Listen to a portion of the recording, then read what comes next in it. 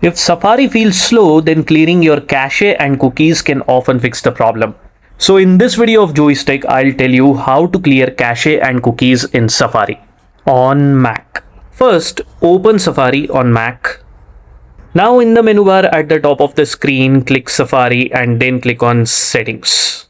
Next, go to the Privacy tab and then click on Manage Website Data. Here you'll see all the websites that have stored cookies and cache data on your Mac.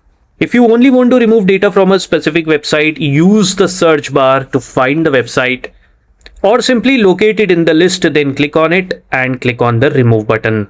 To clear the cache and cookies of all the websites, simply click Remove All and then confirm by clicking Done.